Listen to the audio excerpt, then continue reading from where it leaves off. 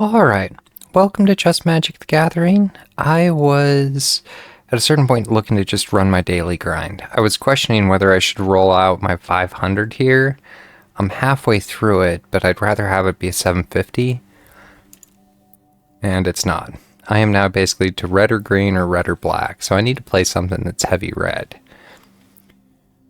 One of the things I was thinking about offline is my token deck and Feldar's Retreat. Probably misspelled it. Felidar. And I don't own one. Interesting. I was thinking that this card would work really well in my token deck because it gives either creature tokens or I don't own one of these. I'm half tempted to at least pick up one just so I have it in my collection. In some ways it works like the Cosmog Zenith, other than it's an enchantment that has the landfall aspect. I don't know. I might just pick up one of those and think about what to do with that later. If I want to work my grind, which at a certain point I do want to just kind of keep a clip on some of this, what are my options for ranked? I could go back to unranked and play my alchemy play for my Temur Dragons. I'm not sure. This deck could use a little bit more in mana stability, I think. But I should be able to get a bunch of red and green cards out of this. I don't think it's going to hold well for ranked match. It's just not quite that strong of a deck. Boom, boom, boom. I'm thinking that's actually a horrible idea. Alright, at least there I got a red. I was thinking down round 2 I can do the Rolling Dragon Storm and a green. Perfect. So that's going to...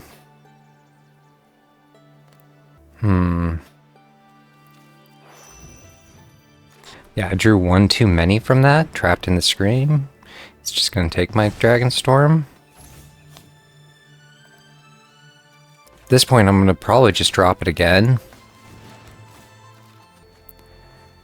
And that was a quick win. One of the things about the alchemy play is that it's no loss if you bail early, or that very well could have been his game. I mean, there wasn't a lot that I had done other than get card draw to the point I'm actually having to discard. The Ley Line of Hope, which means as long as you have at least 7 more life than your starting total, creatures you control get +2/+2. If I do... I was trying to figure out what my best options are here for order of play. It looks like he's just playing a life gain deck.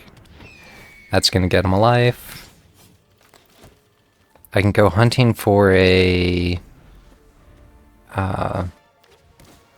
And the one thing I mentioned earlier, quite a while ago, it seems like a lot of people do the free play for just like, I'm going to take 5 tries to make sure I get the ley line in my starting hand. The number of times I've played with... It's like, oh, you just happen to get the... ley line in your starting hand. And the likelihood of that happening, for how often I've seen it, is basically none. So at this point, that's basically his game. I don't have enough control down to really do anything. I'm 1 mana shy. from being able to do anything. Or if my objective is to play like blue and green spells, I didn't achieve, or red spells, I didn't achieve any of my goal there. I was just questioning what better options I have. I could run my Seeker deck and see how this holds up. For ranked play, this should do fairly well. I did rework it so that it has more control, both for enchantments and... no, he's definitely further in Platinum than I am. Matman, the pack leader. And I basically have to mulligan that, which is a little unfortunate. Now it's only control, but... return... my Fel, maybe? And this enters tapped unless I pay 2 life. I can enter tapped. Without really being able to get into draw or an additional mana, the only thing I have here is control. There's the additional mana that I needed.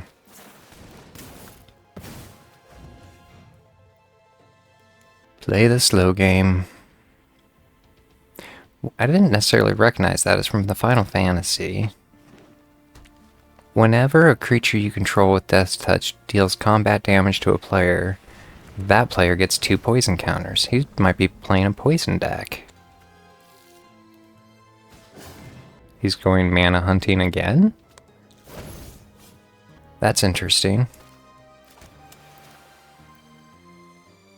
This is only going to get me 1 mana. And this will give me the 1 mana plus the replacement card. Let's go blue-black. And it replaces itself with one of the shrines. Has a 4/4.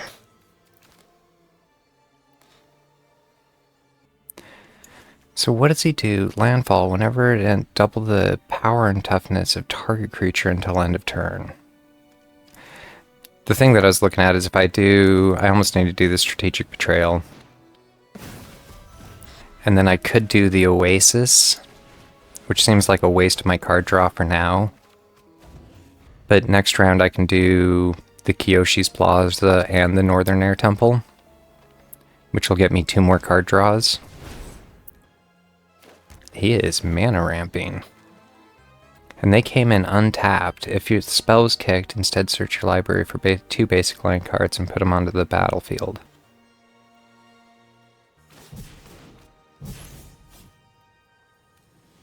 So I am going to start with the Northern Air Temple, which will get me a card draw.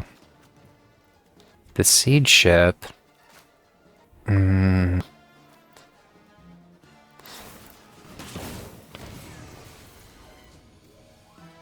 And that will get me 1 more mana up. At this point he has 7 mana, which is pretty big. For green, he can start definitely doing some damage. Let's see what he's up to. An 8/20. So much for Ward. 3 more lands.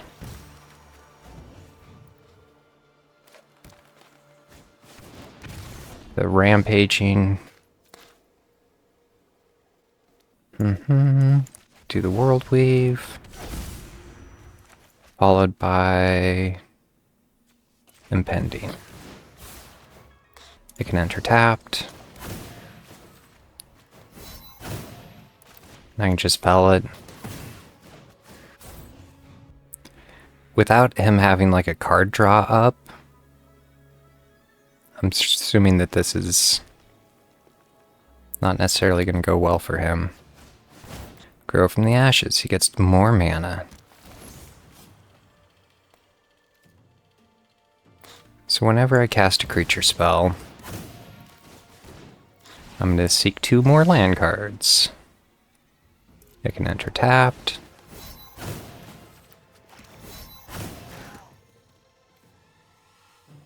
And put it onto the battlefield. I could do the Spirited Simulacrum. I'm assuming he's going to look to do a wipe all. Because at this point, I am crazy mana heavy. He has 12 mana and I have 8, 9, 10, 11, 12, 13, 14, 15. Saz's Chocobo. I'm pretty sure he just was like, I'm good. Let that happen. My impending deck, or my Seek deck, holds up nicely. I was just questioning giving it one more run. I don't necessarily need to work my dailies. I have room for one more. And I need green-red. I was working on the Temur Dragons, as opposed to just the green-red dragons. One of the other decks I was working on was a green-red Chandra's Luck. The other day, I ran across Wish Good Luck, and I even had a copy of this card. For 2, I get a create a food token, I create a tapped treasure token, which allows me to get mana, and then I also get a 3/2 colorless vehicle artifact token that can crew for 1. So it drops a creature, mana, and a life token. So I really like the way that looked. And the lady pictured here in red hair is Chandra, the legendary planeswalker. So this lady can, at the beginning of combat on your turn, choose up to 1 target vehicle you control. Until end of turn, it becomes an artifact creature and gains haste. So she can turn any artifact I have basically into a creature that can get haste. Which works really well for like my mounts or my vehicles. All my vehicles no longer need to be crewed in order to be activated. And if I can -7 her, she gets an emblem with whenever an artifact you control enters, this emblem does 3 damage to any target. So she works really well with like an artifact deck. I did just try to throw in all of my almost mount stuff. Count on Luck. This is card draw. Some of these cards I definitely don't have. We're going back like that's Chandra's kill card. It deals 5 damage to 1 target creature or planeswalker, and for 2 I can sacrifice it and deal another 2 damage to each player who doesn't have max speed. So it's a little conditional, but the -5 for 3 is pretty nice. Broken Wings. Destroy target artifact, enchantment, or creature with flying. For 3, that's really common in green. This would be a good option. I am missing a couple of the parts that make this. What did I need to finish off that? 2 mythics, 7 uncommons, and 1 uncommon. So I could, in a way, finish that off. I have no idea. I don't think this is actually going to be that strong of a deck either. If I'm looking to grind my ranking, I should probably look to improve my token deck. Going back to something like Feldar's Retreat, or there's some other things that I can do to help strengthen my better decks to make it easier to be able to grind my ranking. Something I was also thinking about offline, like I'm not interested in being the top 5% or really doing the competitive play, even though I play in the competitive league. It's more just to be able to get the additional rewards from it. So, but the further you get, the more interesting decks you see, and the more, I guess, the less straightforward it is, as opposed to like I attack, you attack. You're supporting creatures. It becomes about the mechanics, and I don't know. Either way, I've been enjoying Magic, and I look forward to doing some more in the future.